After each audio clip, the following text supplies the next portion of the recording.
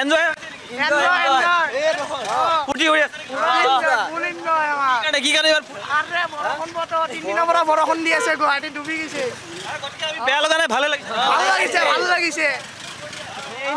এওঁলোকে এতিয়া এনজয় কৰিছে বানপানী এতিয়া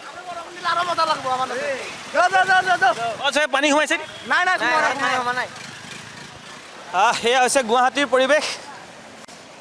গুৱাহাটী মহানগৰীত এইদৰে মহাসাগৰ সদৃশ পৰিৱেশ এয়া হৈছে VIP চচলৰ পৰা বৰবাৰীলৈ যোৱা যিটো পথ সেই পথটোৰ পৰিৱেশ এয়া দুগৰাকী যুৱতীক দেখুৱাই আছোঁ যুৱতী দুগৰাকী যিদৰে পানী ফালি গৈছে তেওঁলোকে এই পৰিৱেশ আমি দেখুৱালোঁ এয়া হৈছে গুৱাহাটীৰ মহানগৰীৰ দৃশ্য আৰু মহানগৰীত এইদৰে পানীৰ পৰিৱেশ চাৰিওফালে কেৱল পানী আৰু পানী এখন দোকানৰ ওচৰলৈ যাব চেষ্টা কৰিম দোকানখনত কি অৱস্থাৰ সৃষ্টি হৈছে মই সেয়া অকণমান জানিবলৈ চেষ্টা কৰিম তেওঁলোকে এবাৰ উঠি ল'লে পানীৰ পৰা হাত সাৰিবৰ কাৰণে উঠি ল'লে বাইদেউ অকণমান আগত আপুনি চিলিণ্ডাৰটো উপঙি গৈছিলে এতিয়া আপুনি উঠি ল'লে এনেকুৱা পৰিৱেশ আগতে হৈছেনে নাই আগতে দেখা নাই মই এইবাৰ প্ৰথম পাইছোঁ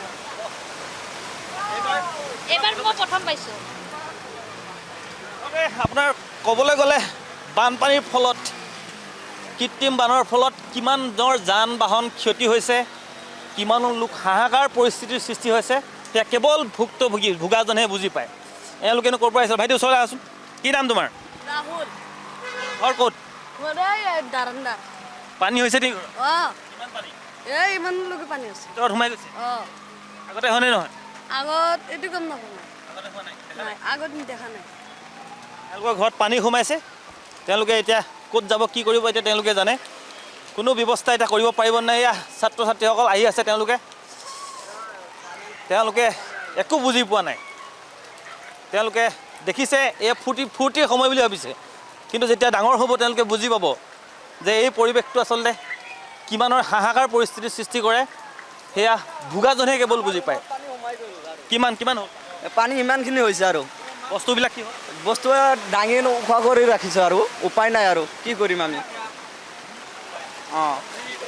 উপায় নাইকিয়া পৰিৱেশ এয়া হৈছে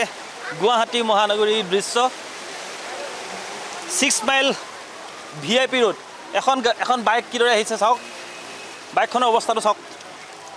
কেনেকুৱা এটা পৰিৱেশ সৃষ্টি হৈছে মহাসাগৰত যেনেকুৱা পৰিৱেশ হয়